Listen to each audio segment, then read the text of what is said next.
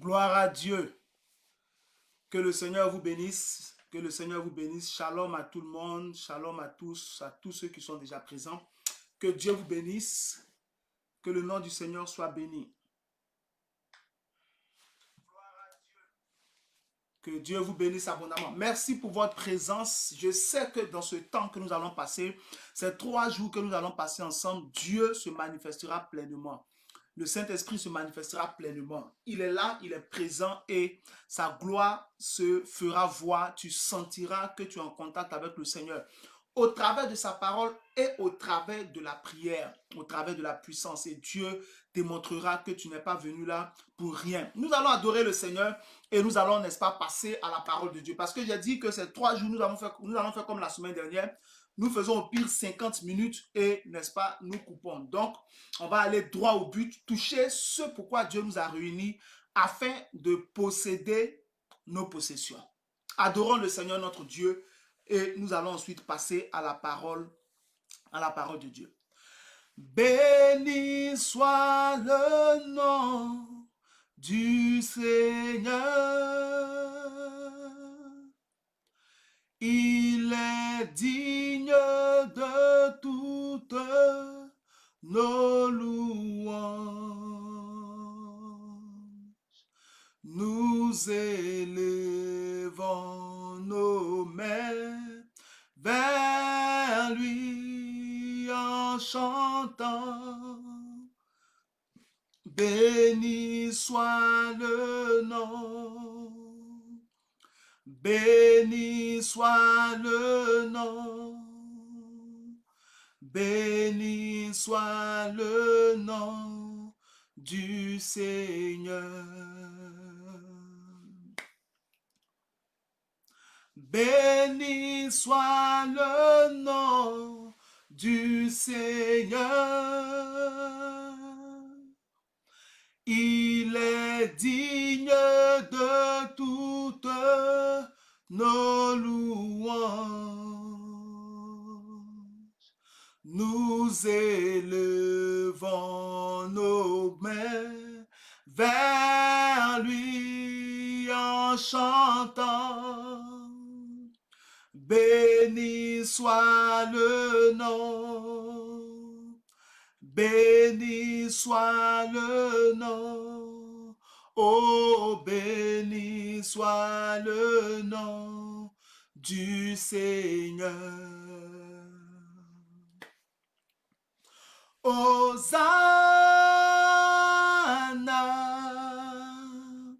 béni soit le roc, béni soit le rocher de mon salut.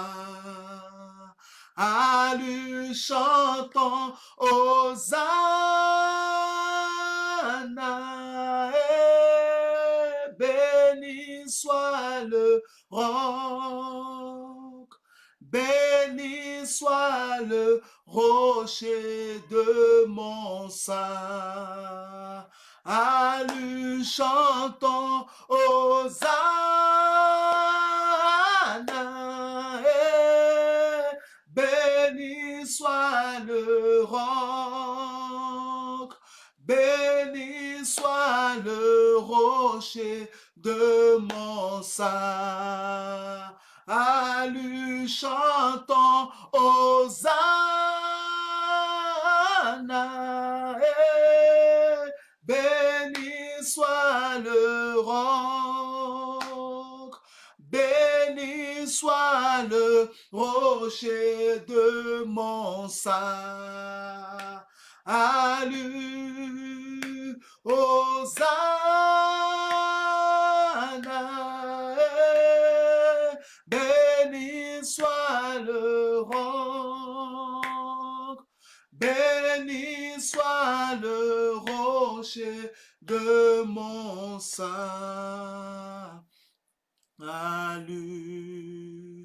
Hosanna, Hosanna, Hosanna au plus haut des cieux. Hosanna, Hosanna, Hosanna au plus haut des cieux. Merci Jésus. Au nom de Jésus, nous avons adoré. Amen. Dieu te bénisse abondamment au nom de Jésus. Que la grâce de Dieu soit sur chacun de vous. Que tu me suives sur EV Paul Aubrou ou sur Couronne TV. C'est le même programme que chacun de vous est en train de suivre. Et le Seigneur est fidèle, n'est-ce pas, pour nous bénir en ce jour. Ok, donc nous aurons 3 jours dans la présence de Dieu. Parole et prière. Le thème sur lequel nous allons parler, c'est devenir ami de Dieu. Et chaque jour, je vais toucher un point, n'est-ce pas, dedans, comme nous avons fait la dernière fois. Chaque jour, je vais toucher un point jusqu'à ce que nous terminions. Donc aujourd'hui, je vais toucher le premier point. Devenir ami de Dieu. Frère, prends Jacques chapitre 2, versets 22 à 23. Verset 21. Non, on va se contenter du verset 24, du verset 23 comme j'ai mis. C'est mieux. Comme ça, on ne va pas se perdre. Jacques chapitre 2, verset 23. Ainsi s'accomplit ce que dit l'Écriture. Abraham crut à Dieu et cela lui fut imputé à justice. Ok.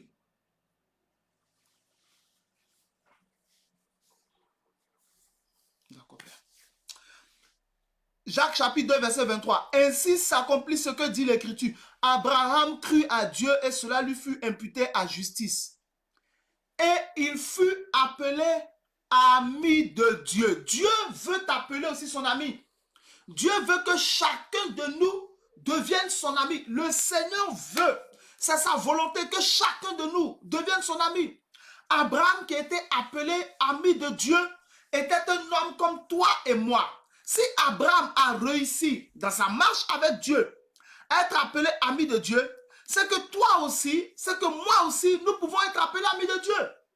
Tous les personnages bibliques n'étaient pas faits d'une autre chair ou d'un autre sang. Non.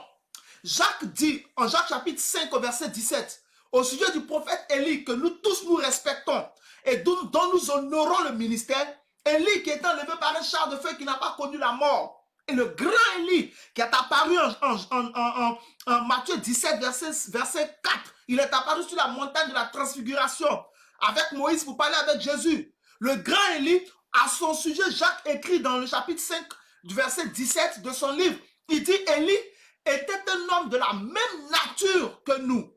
Ce qui signifie que Élie était un homme comme toi. Élie était un homme comme moi.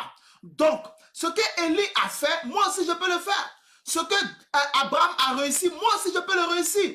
Mais ce que nous allons voir aujourd'hui, c'est de savoir comment il a fait, comment Abraham a fait pour atteindre ce stade où il fut appelé ami de Dieu. Donc c'est ce que nous allons nous atteler à expliquer pendant ces 3 jours. Aujourd'hui, je vais t'expliquer la première étape. Demain, par la grâce de Dieu, je vais t'expliquer la deuxième étape. Et le vendredi, nous terminerons par, n'est-ce pas, le 3e point. Donc, comment faire pour devenir ami de Dieu? D'abord, ça doit être, écoute bien, nous devons avoir pour objectif d'atteindre un niveau élevé dans notre relation avec Dieu. Et le niveau de ami, c'est le niveau le plus élevé. Abraham a atteint le niveau le plus élevé. Toi aussi, tu peux atteindre le niveau le plus élevé. Ami de Dieu. Mais comment faire pour arriver à ce stade-là? Tout chrétien doit aspirer à ça. Tout chrétien doit avoir la vision d'avoir une relation personnelle profonde avec Jésus, profonde avec le Saint-Esprit, profonde avec le Père. Tu ne peux pas, n'est-ce pas, marcher avec Dieu pour rien. Tu dois avoir un objectif. Comment faire pour être ami de Dieu? La première étape pour être ami de Dieu, c'est d'abord être un enfant de Dieu. Donc tu mets chez toi numéro 1. Pour être ami de Dieu, il faut premièrement être un enfant de Dieu. Tu ne peux pas devenir ami de Dieu si tu n'appartiens pas à Dieu. Non, tu ne peux pas être ami de Dieu si tu n'appartiens pas à Dieu. Qui appartient à Dieu? Qui sont ceux qui appartiennent à Dieu? Ce sont les enfants de Dieu. Donc la première étape pour aspirer a une amitié avec Dieu pour que, comme en Jacques 2, 23, on dit que Abraham fut appelé ami de Dieu, pour que tu puisses atteindre ce stade, tu dois premièrement être quoi? Un enfant de Dieu. Un enfant de Dieu, c'est qui? Un enfant de Dieu, c'est celui qui appartient à Dieu. Quand vous lisez Matthieu chapitre 21, verset 12 à 13, la Bible dit que Jésus est rentré dans le temple, il s'est fait des fouets, il a commencé à chasser les vendeurs. Il a commencé à chasser les vendeurs, les changeurs, il a renversé leurs tables partout. Il a commencé à les mettre dehors. Et au verset 13, Jésus a justifié son acte par cette parole-là. Il est écrit, ma maison sera appelée une maison de prière. Ma maison. Dieu veut que tu lui appartiennes avant de prétendre être un ami de Dieu. Ce que tu dois rêver, il faut premièrement être un enfant de Dieu. Un enfant de Dieu, c'est celui qui appartient à Dieu. Celui qui appartient à Jésus. Celui qui appartient au Saint-Esprit. Dieu ne défend pas celui qui ne lui appartient pas. En Exode chapitre 3, au verset 10, il dit à Moïse, je t'enverrai, il dit maintenant va, je t'enverrai en Égypte, vers Pharaon, pour que tu fasses sortir Israël, mon peuple. Israël, mon peuple.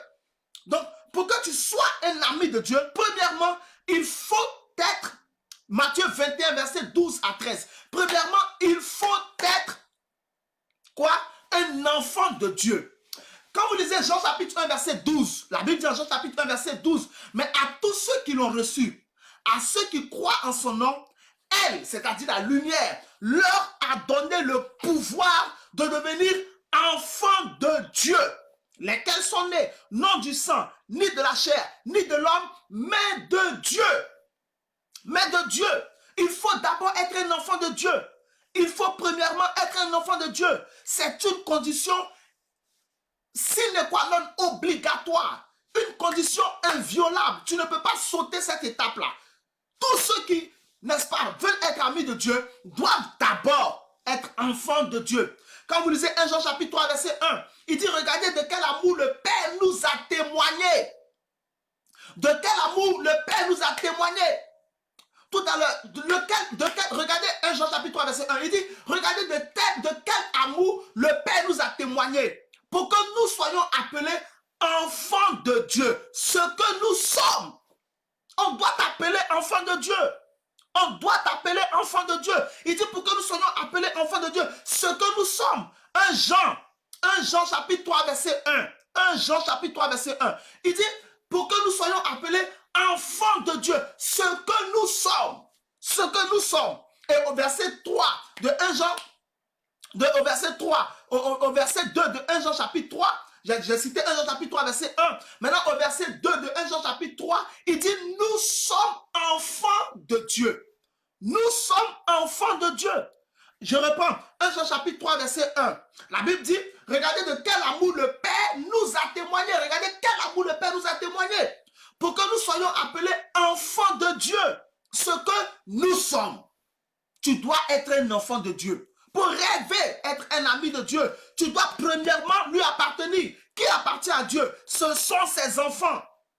Ce sont ses enfants. 1 Jean chapitre 3 verset 2, il dit, nous sommes enfants de Dieu. Nous sommes enfants de Dieu. Quand vous lisez Galates chapitre 3 verset 23, la Bible dit, vous êtes fils de Dieu par la foi en Jésus-Christ. Vous êtes fils de Dieu par la foi en Jésus-Christ. Quand on dit vous êtes fils de Dieu ici, on ne parle pas que du masculin. Le féminin et le masculin mis ensemble. Vous êtes fils de Dieu par la foi en Jésus-Christ. Vous lisez Psaume chapitre 82 verset 6. Il dit, j'avais dit, vous êtes des dieux. Vous êtes fils du Très-Haut. Vous êtes tous fils du Très-Haut. Vous êtes tous fils du Très-Haut.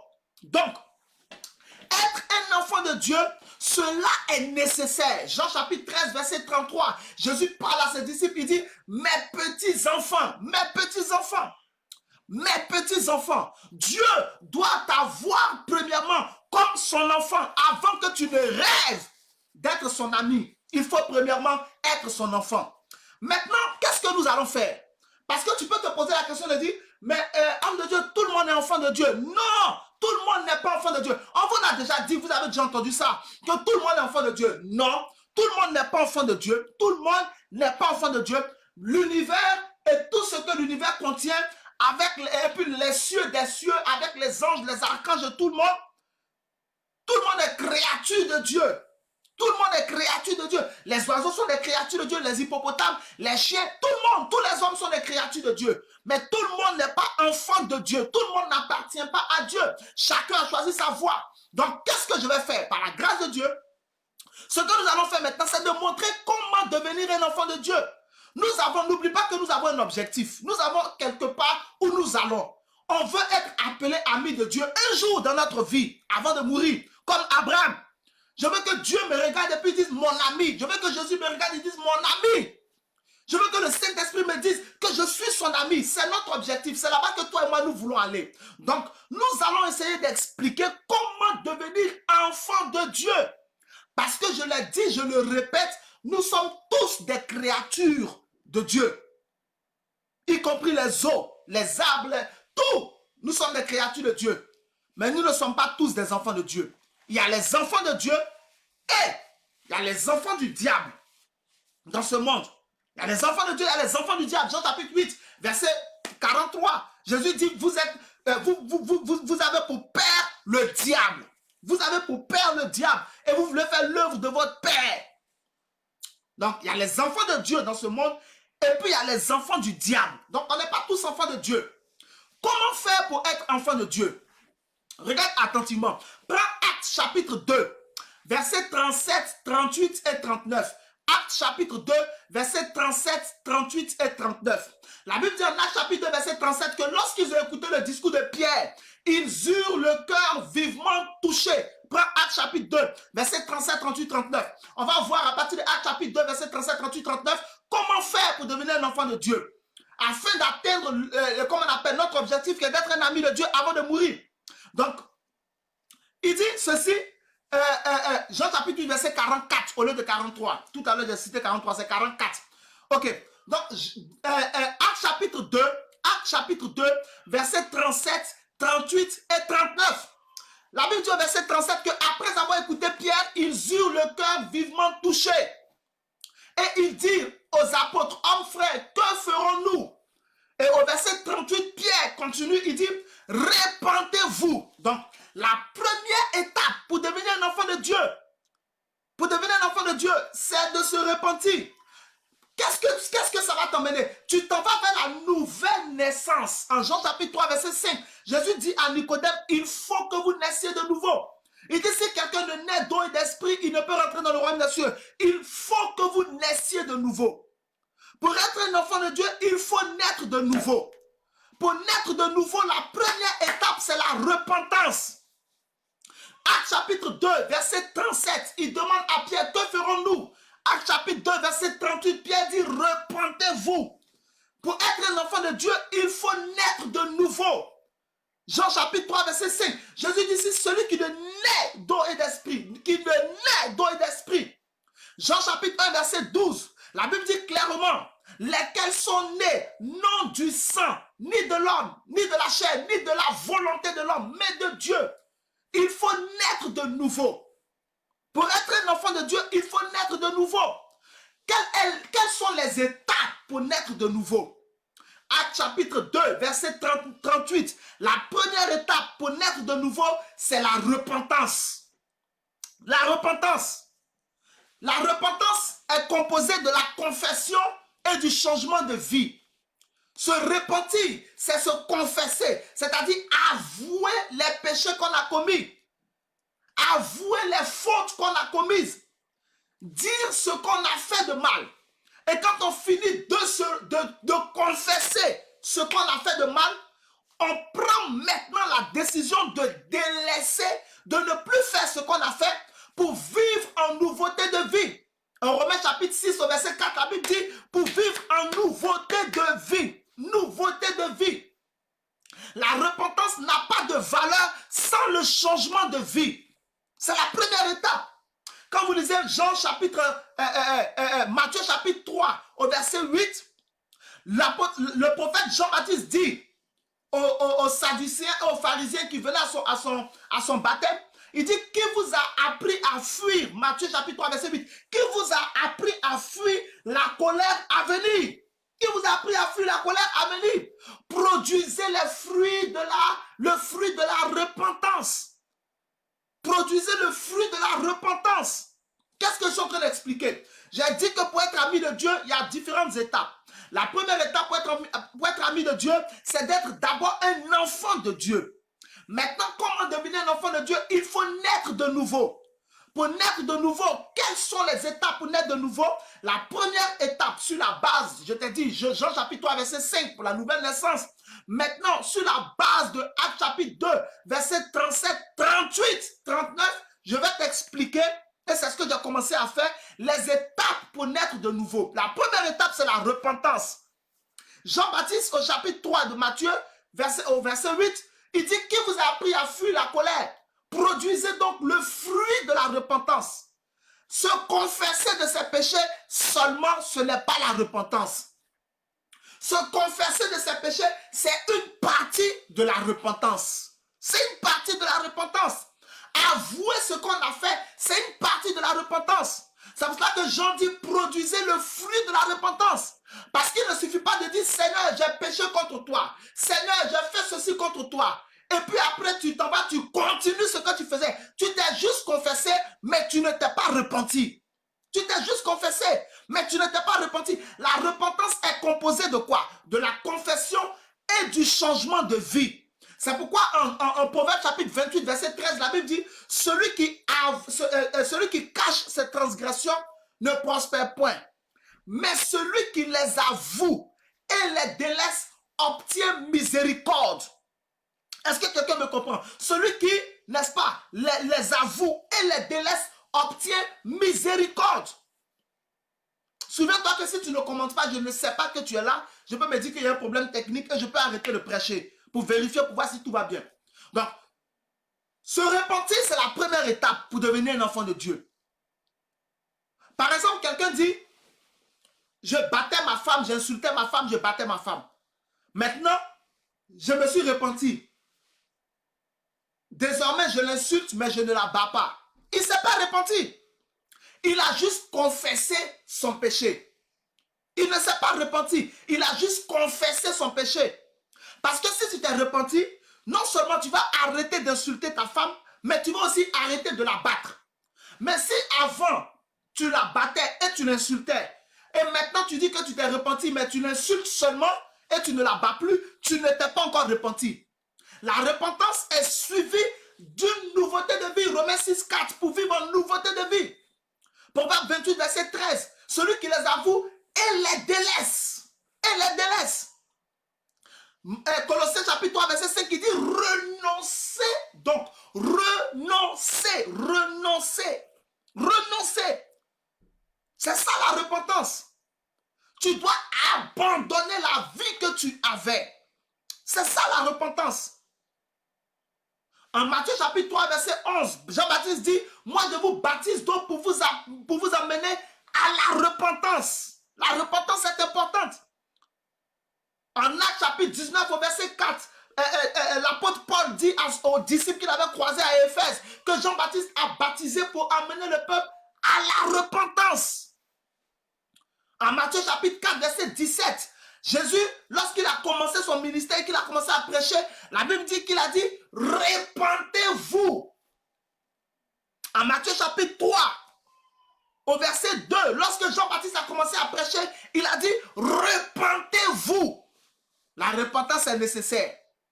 Par exemple, quelqu'un qui buvait, qui s'enivrait, il dit, je me suis repenti. Ok. Désormais, je bois 2 verres, 3 verres. Je ne bois plus comme avant. Non, tu ne t'es pas repenti. Tu t'es juste confessé. Si tu t'es réellement repenti, tu vas carrément couper avec l'alcool. Tu vas carrément arrêter l'alcool. C'est ça la repentance. Tu ne peux pas dire, avant je buvais 2 bouteilles de vin, 2 bouteilles de liqueur. Maintenant, je bois 1 bouteille. Donc, je me suis repenti. Non, tu t'es confessé. Tu ne t'es pas repenti. Tu t'es confessé.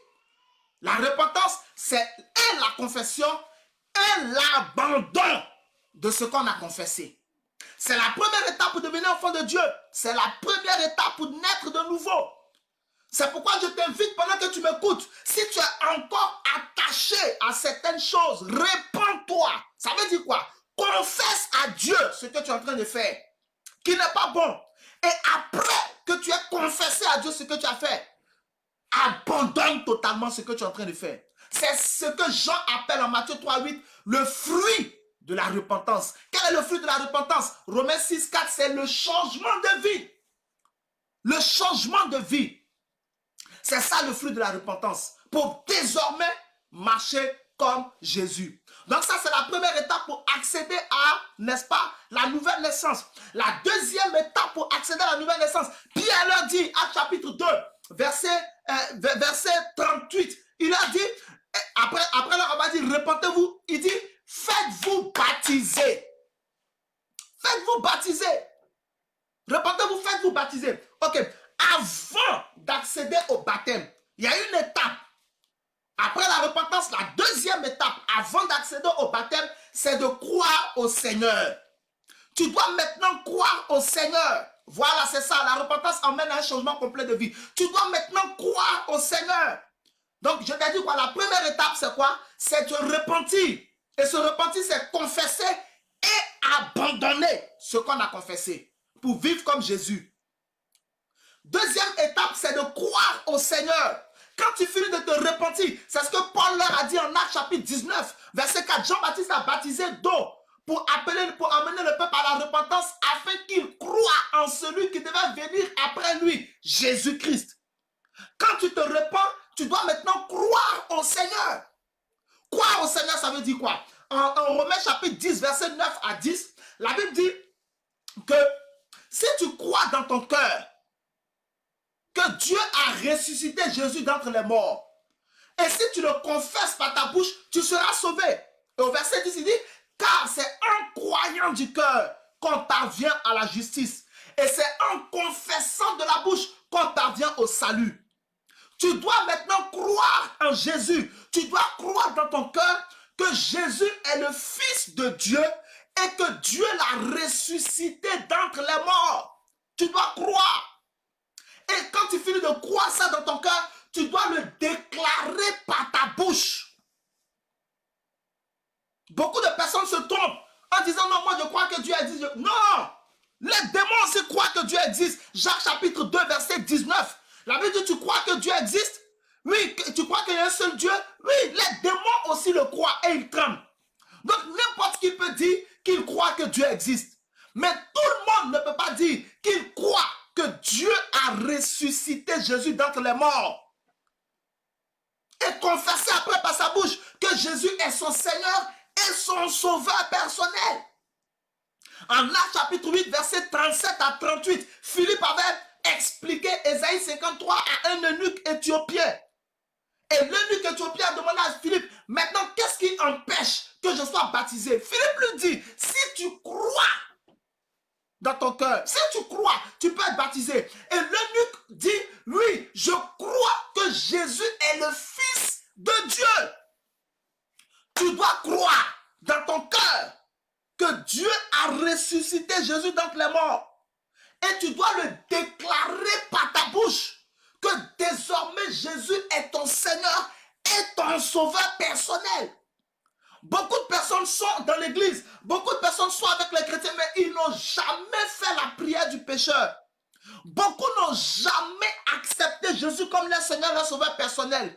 Ils sont comme les ramassis, ceux qui se sont, n'est-ce pas, collés, scotchés. Ceux qui ont suivi les Juifs lorsque Israël sortait du désert, ceux qui les ont suivis, beaucoup de personnes qui sont aujourd'hui appelées chrétiens n'ont jamais confessé Jésus par leur bouche.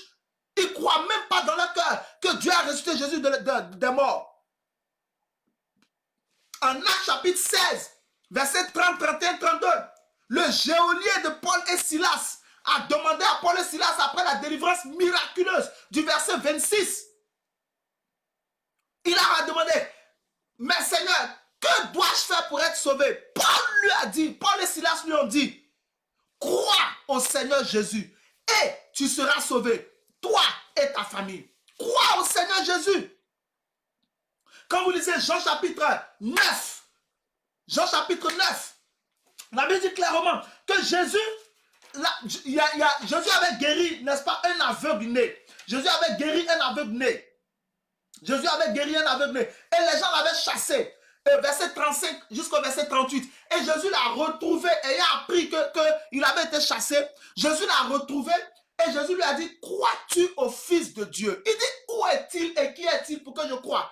Il dit, tu l'as vu et celui qui te parle, c'est lui. Il s'est mis à genoux et il a adoré Jésus. Acte chapitre 16, verset 26 que j'avais cité. Et Acte chapitre 16, verset 30, 31, 32. Maintenant, je suis en train de citer Jean chapitre 9, verset 35 à 38. Alléluia. Donc, c'est ça. Il faut croire au Seigneur. Je t'ai expliqué, Romains 10, verset 9 à 10. Que si tu crois dans ton cœur, que Dieu a ressuscité Jésus d'entre les morts, et si tu confesses par ta bouche que Jésus est le Seigneur, tu seras sauvé. Car c'est en croyant du cœur qu'on parvient à la justice.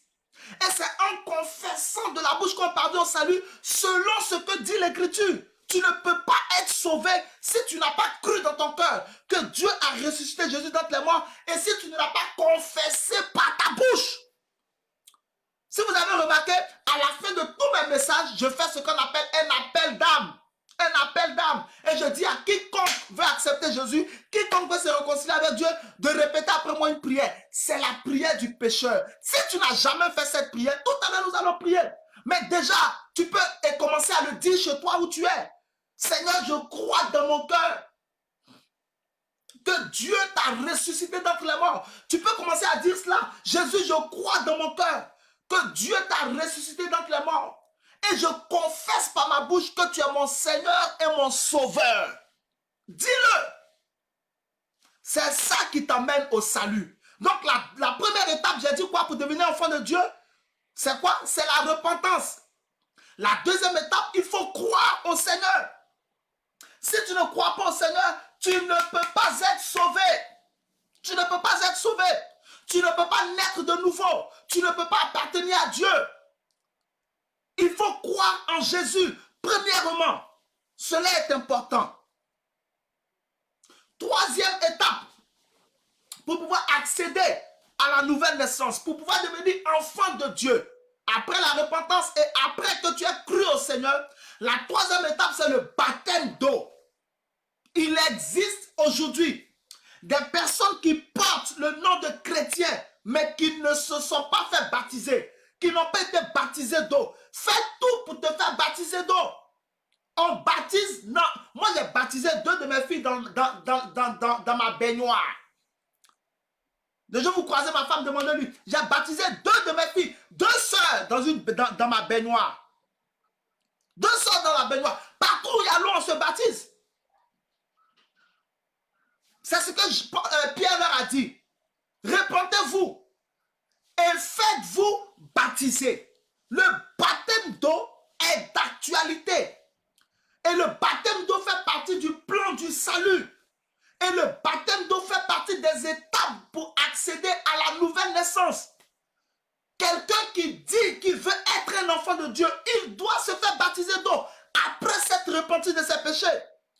Après avoir cru au Seigneur dans son cœur et confessé par sa bouche, il doit maintenant faire quoi? Se faire baptiser d'eau.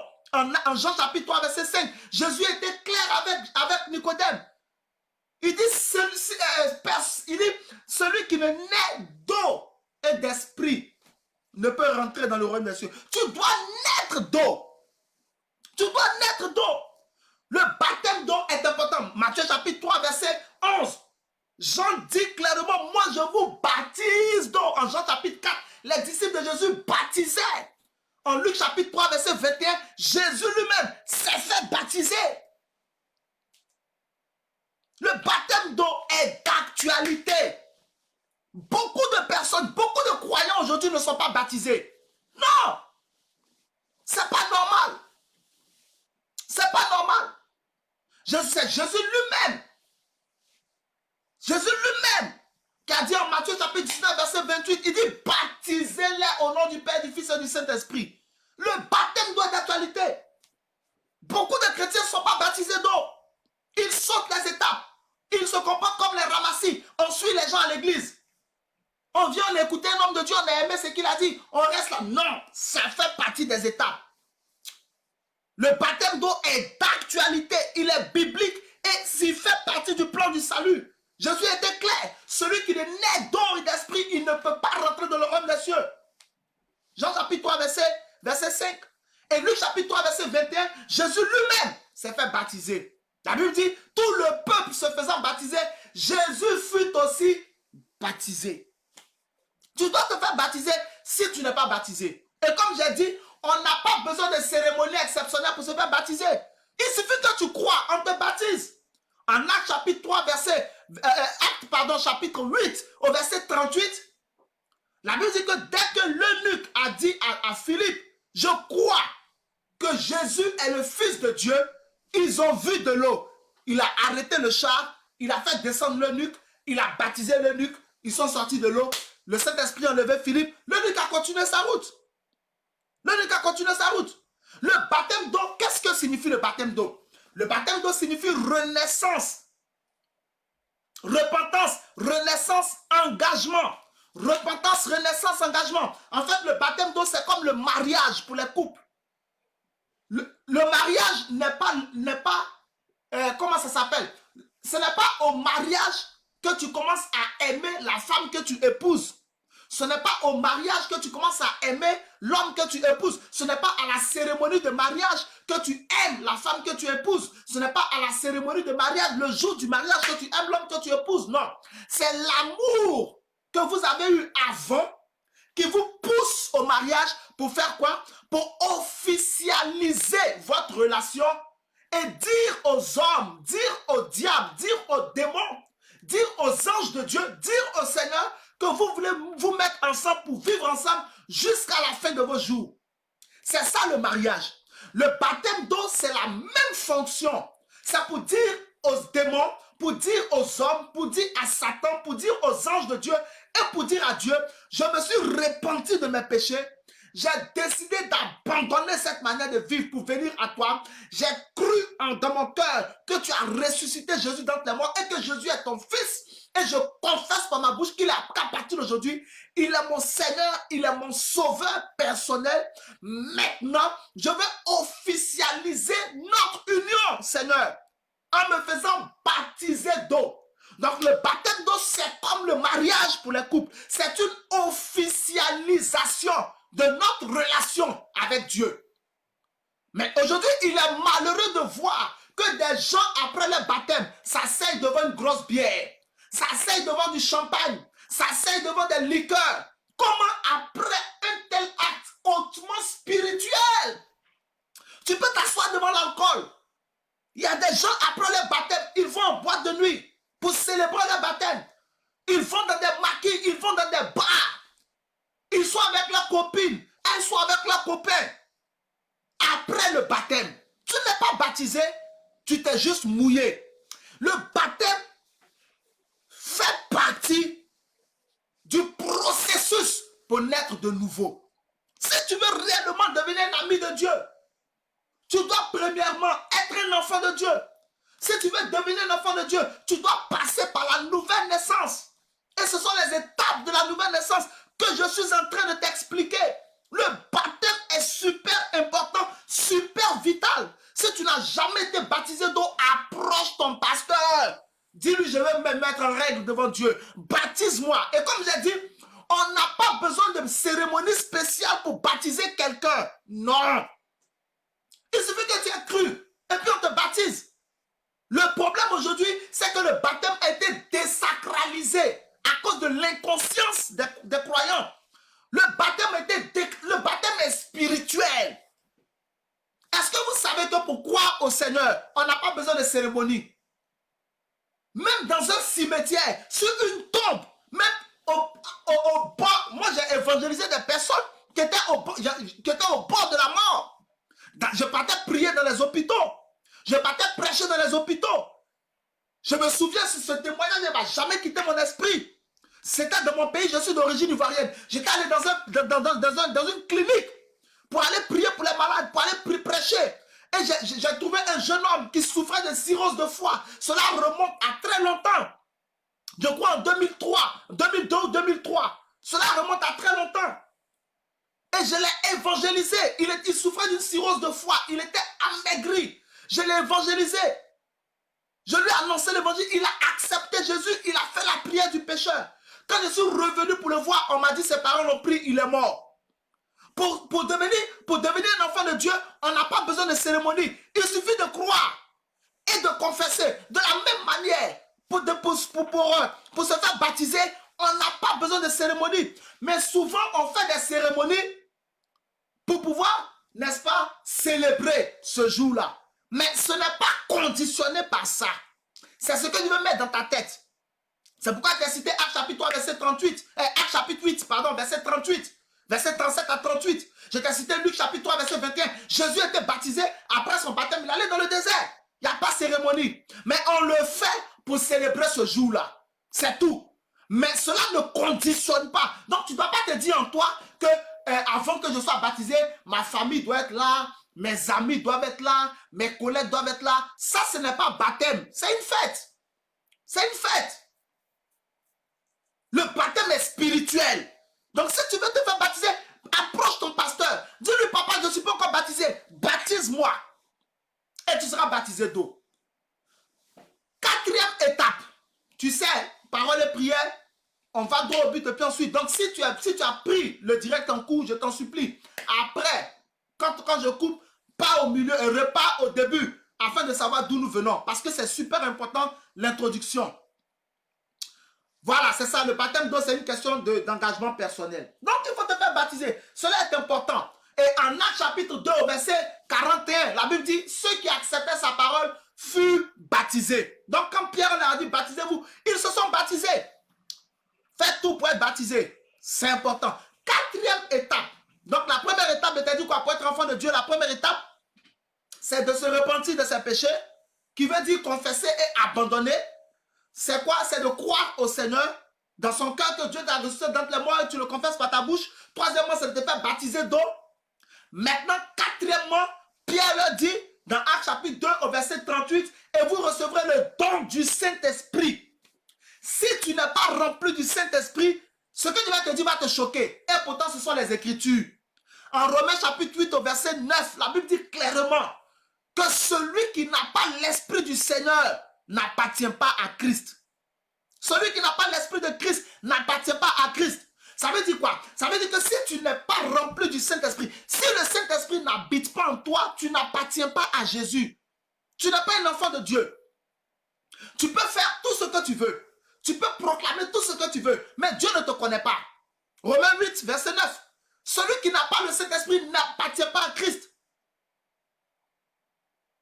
Donc, quatrièmement, il faut être rempli du Saint-Esprit. C'est ce que Pierre leur a dit, Actes chapitre 2, verset 38. Et vous recevrez le don du Saint-Esprit. Le don, il faut que tu sois rempli du Saint-Esprit. Ça veut dire quoi? Ça veut dire que le Saint-Esprit doit venir habiter en toi. Si le Saint-Esprit n'habite pas en toi, tu n'appartiens pas à Christ. Romains 8, verset 9. Tu n'appartiens pas à Christ. Donc, là où je suis en train de parler, si tu sais que tu n'as jamais demandé au Saint-Esprit de venir habiter en toi, prie en même temps que je parle. Demande au Seigneur de venir habiter en toi. En Jean chapitre 20, au verset 22, lorsque Jésus est ressuscité, il y a une chose importante qu'il a faite. Au verset 22, la Bible dit, il souffla sur eux. Sur qui? Sur ses disciples.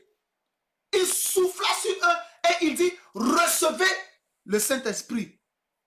Ça, c'était avant Actes chapitre 2, verset 4. Avant la Pentecôte. Avant la Pentecôte. Parce que ce qui s'est passé à la Pentecôte, c'est une autre étape. Mais en Jean chapitre 20, au verset 22, Jésus a soufflé sur eux. Il dit, recevez le Saint-Esprit. Si le Saint-Esprit n'habite pas en toi, tu n'appartiens pas à Christ. Tu ne lui appartiens pas. Tu es obligé d'être rempli du Saint-Esprit pour être un enfant de Dieu. Tu es obligé. Tu es obligé. La Bible dit en Matthieu chapitre 4, à partir du verset 1, que Jésus rempli du Saint-Esprit. Hey! Makalou Sakarende. Est-ce que jusqu'à présent, quelqu'un est en train de recevoir quelque chose? Si tu es en train de recevoir quelque chose, mets-moi le plus long amen et puis nous continuons. Mets-moi le plus long, amen, et puis nous continuons. Que tu sois sur Ebe Paul Obrou ou sur Couronne TV, que Dieu te bénisse abondamment.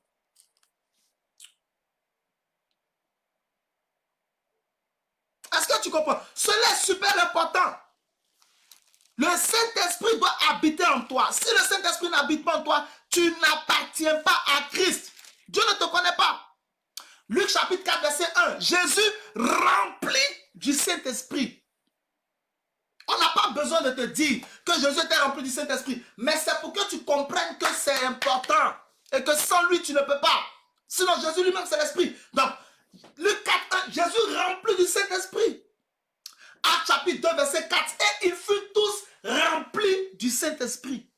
Je t'ai cité Jean 20, 22. Il souffla sur eux. Il dit, recevez le Saint-Esprit.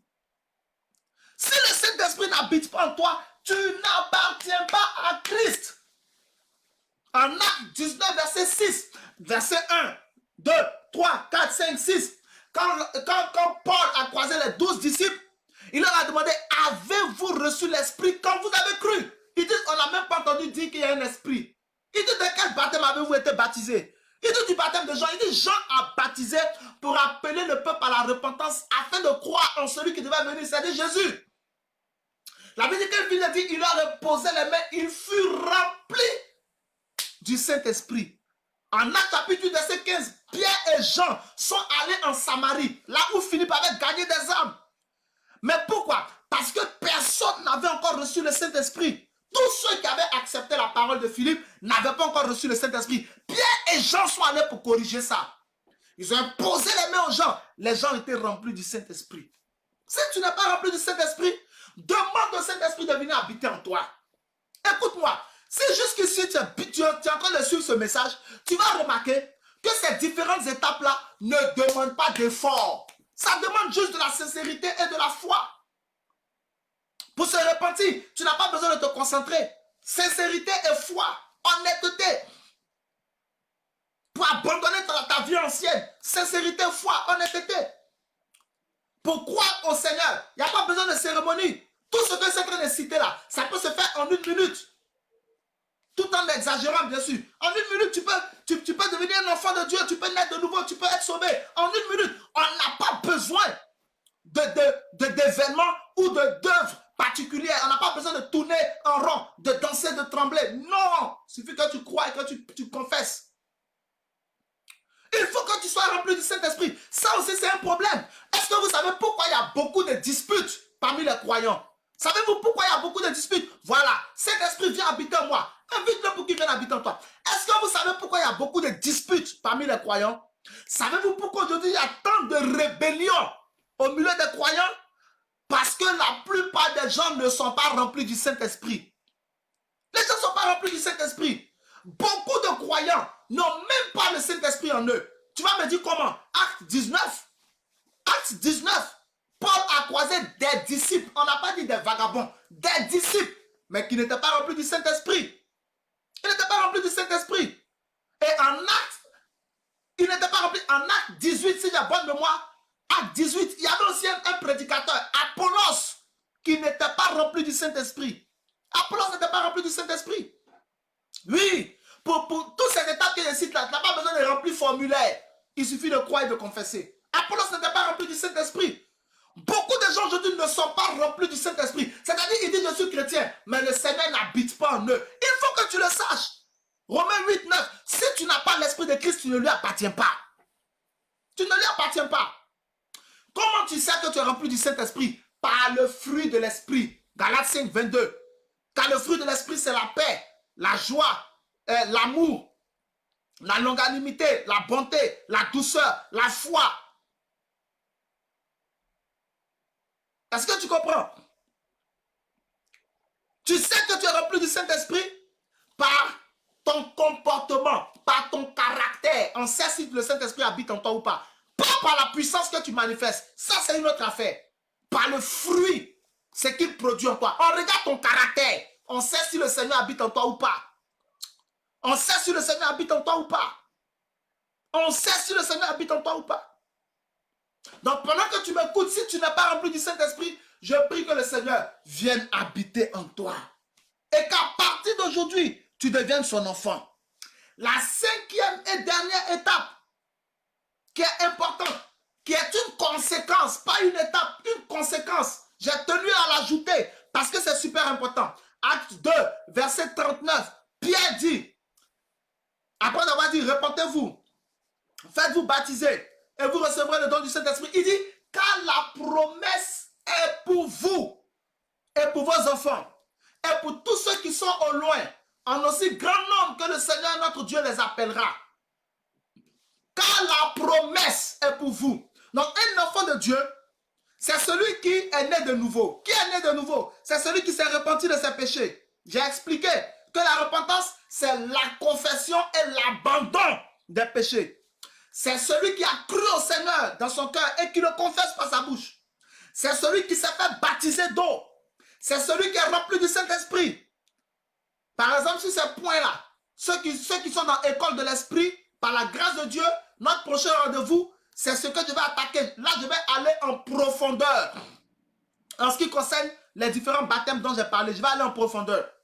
Donc, c'est celui qui est rempli du Saint-Esprit. Maintenant, l'enfant de Dieu, c'est celui qui court, qui poursuit la promesse de Dieu pour sa vie. Pierre dit, car la promesse est pour vous. Un enfant de Dieu, on le reconnaît par son objectif. On te reconnaît par ton objectif. L'enfant de Dieu court après la promesse de Dieu. Pierre a été clair. Il n'a pas dit les promesses. Parce qu'il y a la promesse et puis il y a les promesses. La promesse centrale que Dieu nous a faite, c'est qu'il reviendra nous chercher. Jean chapitre 14, à partir du verset 1. Jésus dit que votre cœur ne se trouble point. Croyez en moi, croyez en Dieu. Il y a plusieurs demeures dans la maison de mon Père. Mais je m'en vais vous préparer une place. Et je reviendrai vous chercher. Afin que là où je suis, vous soyez aussi. Ça, c'est la promesse principale que Dieu nous a faite. Donc, tu reconnais un enfant de Dieu. Et tu es un enfant de Dieu quand tu cours après ton salut.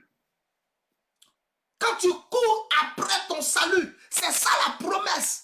Être là où Jésus est. Afin que là où je suis, vous soyez aussi. Être là où Jésus est. Ça doit être ce qui t'omnibule. Ce n'est pas l'argent. Un enfant de Dieu ne court pas après l'argent en premier. Ce n'est pas le mariage. Un enfant de Dieu ne court pas après le mariage en premier. Ce n'est pas le travail. Un enfant de Dieu ne court pas après le travail en premier. En premier lieu, tu cours après le salut. La promesse.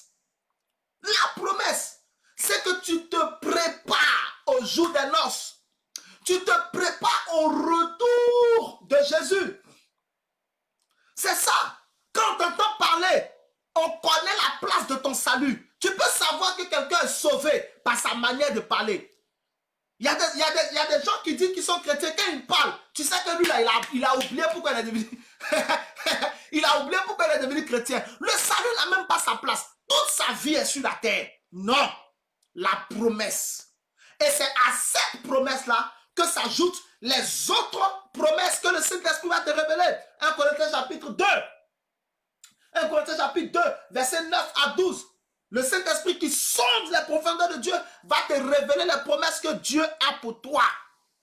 Mais c'est-à-dire ton mariage, ton argent, ton enfantement, ta sécurité financière, ta sécurité professionnelle, la sécurité de ton âme, de tes enfants, de ton mari, etc., ton bien-être. Ça, ce sont les promesses. Mais ces promesses-là sont conditionnées par ton comportement vis-à-vis de la promesse principale. Un enfant de Dieu, il court après la promesse. Souvenez-vous de ce que Jésus a dit en Matthieu 6, 33. Cherchez premièrement le royaume de Dieu et sa justice. Et toutes ces choses vous seront données par-dessus. Donc toutes ces choses, ce sont les promesses. La victoire sur tes ennemis, ça fait partie des promesses. La percée, ça fait partie des promesses. Comme j'ai dit, le mariage, l'enfantement, le succès dans les affaires, etc. Devenir milliardaire, multimilliardaire, tout ça fait partie des promesses. le succès dans le ministère, et tout ça, ça fait partie des promesses. Mais Pierre ne leur a pas dit, les promesses sont pour vous. Il dit, car la promesse là, la promesse c'est Jésus. Avoir Jésus et être là où Jésus est. C'est ça l'objectif final d'un enfant de Dieu. Donc, si tu veux être ami de Dieu, c'est la première étape. Sois d'abord un enfant de Dieu. Abandonne ta vie passée. Il faut que tu naisses de nouveau. Si tu es encore dans les bars, tu n'es pas un enfant de Dieu. Même si tu veux, va à l'église. Ça, c'est une chose que tu fais. Mais ce n'est pas suffisant. Si tu es encore dans les tabacs, dans les maquis, si tu es encore en train de courir après les femmes, courir après les hommes, aller d'homme en homme, aller de femme en femme, si tu es en train de courir après l'argent, uniquement l'argent, si tu te postes devant des statues, tu fais ce genre de choses, tu n'es pas encore né de nouveau. Non. Pour naître de nouveau, il faut premièrement se repentir. Après la repentance, il faut croire au Seigneur. Après avoir cru au Seigneur, il faut se faire baptiser. Après s'être fait baptiser, il faut être rempli du Saint-Esprit. Après avoir reçu le Saint-Esprit, il faut courir après la promesse, c'est-à-dire ton salut, le salut de ton âme. Au nom de Jésus. Amen. Ok. Nous allons prier. On a fini pour ce soir. Nous allons prier. Et après la prière, je vais prier pour toi. Nous allons prier. Le sujet est devant toi. Le sujet est sur ton écran. J'ai mis le sujet sur ton écran. Nous allons prier. J'espère que tu as été béni et que tu as reçu quelque chose dans ce jour 1 de parole et prière, dont le thème est devenir ami de Dieu. Donc, j'ai mis le sujet de prière devant toi. Et chez toi, là où tu es, tu vas répéter après moi la prière qui est sur ton écran. Et quand je dis ouvre ta bouche pour prier, tu commences à prier chez toi. Et quand je dis au nom de Jésus, on arrête.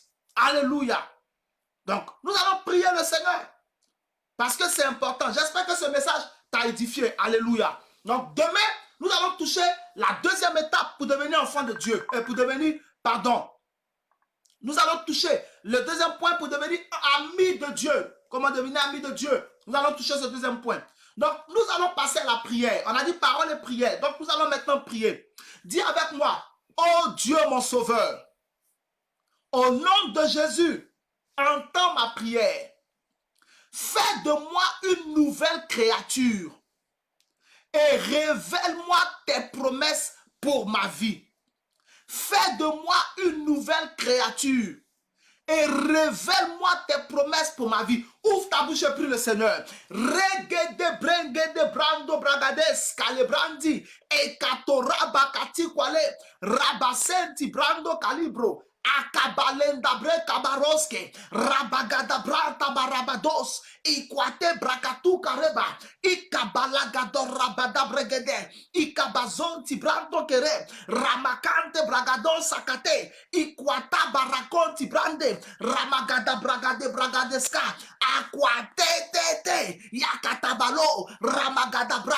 Seigneur, fais de moi une nouvelle créature, fais de moi une nouvelle créature et révèle-moi tes promesses pour ma vie. Révèle-moi tes promesses pour ma vie. Révèle-moi tes promesses pour ma vie. Fais de moi une nouvelle créature. Malabakanta bragadas. Akabade sakati kwale. Regodobrosi kati kalendo. Ramade barabas kabare. Ekota branti bales kalera.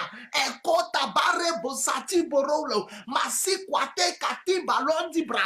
Ekoto balabarabagada bragada bragada bragada bragada bragada bragada ikabakata barabado bragade sakata makale brumanti akindaborande la barosa kati akabale sakalonde ramagada bragada ekabalo sakata kota brandi barado ramagante barada kabala sente regedobraske. Fais de moi une nouvelle créature et révèle-moi tes promesses pour ma vie. Révèle-moi tes promesses pour ma vie. Ragada bragada, ragada bragada, ragada bragada, ragada bragada, ragada bragada, ragada bragada, ragada bragada, ragada bragada, ragada bragada, ragada bragada, abagada broska, la bragadi banto, ramagande brente, ekota braleska, ramagantu bragades. Au nom de Jésus. Thank you, Lord. Amen. Maintenant, tu vas prier avec moi. Tu as entendu ce message et tu as décidé certainement de donner ta vie au Seigneur. Tu as décidé certainement de donner ta vie au Seigneur. Tu veux réellement naître de nouveau. Tu veux devenir un enfant de Dieu. Répète après moi ce que je vais dire. Et le Seigneur écrira ton nom dans le livre de vie. Répète après moi.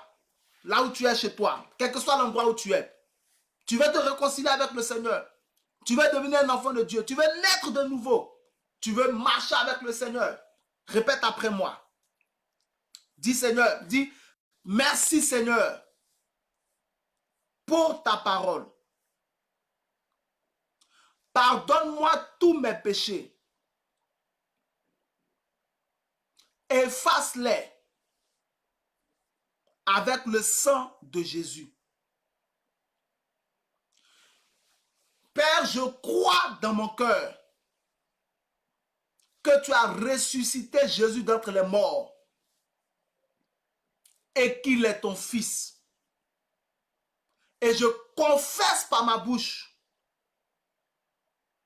que Jésus est mon Seigneur et mon Sauveur personnel.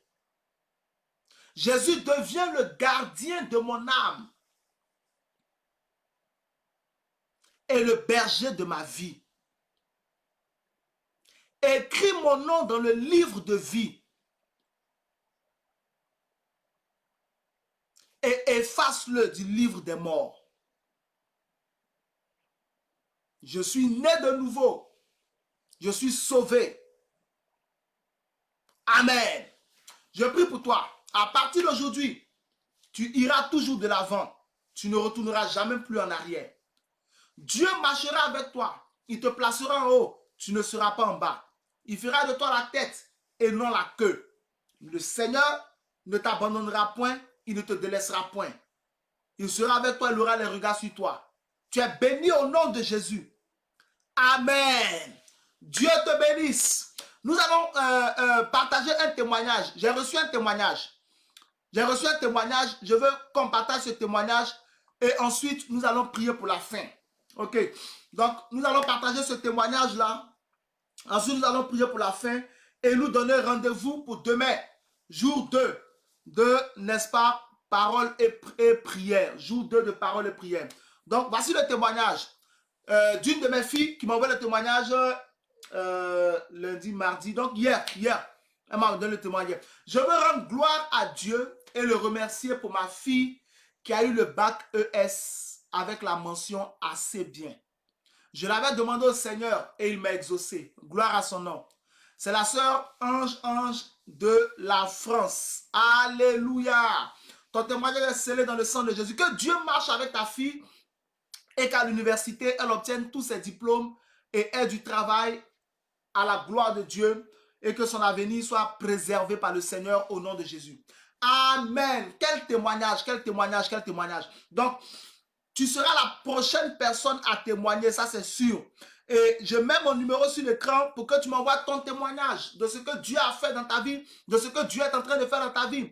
Et aussi, si tu as besoin de prière, tu as besoin de conseils, tu as besoin de comprendre certaines choses, tu as mon numéro sur l'écran, ne m'appelle pas, envoie-moi un message. Ne m'appelle pas, envoie-moi un message. Et par la grâce de Dieu, on pourra se soutenir les uns les autres. Alléluia. Donc, que Dieu te bénisse abondamment. Donc, nous avons terminé pour, n'est-ce pas, ce soir. Parole et prière, jour 1, c'est terminé. Rendez-vous demain, 20h30, même page, Éveil par le Bout Couronne TV, afin que nous puissions partager la parole de Dieu ensemble. Demain, Dieu va t'apprendre encore quelque chose de frais dans ta quête de son amitié et dans ta quête d'une vraie relation avec Dieu.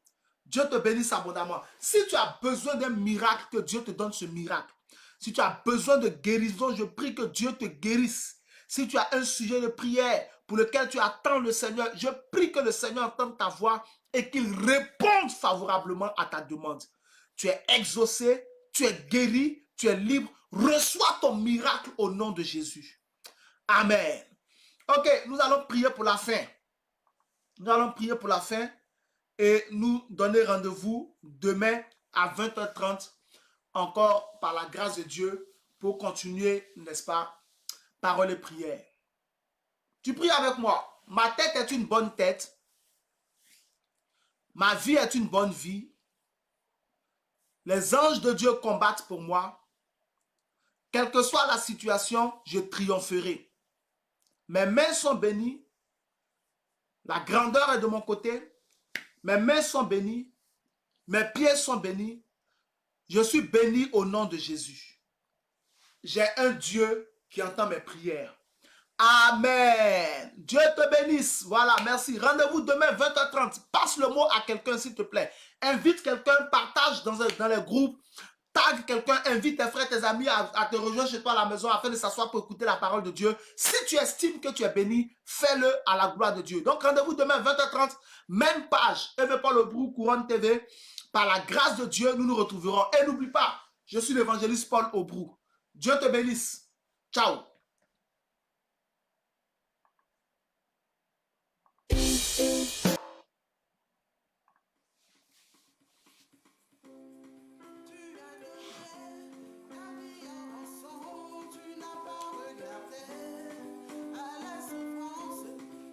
Tu voulais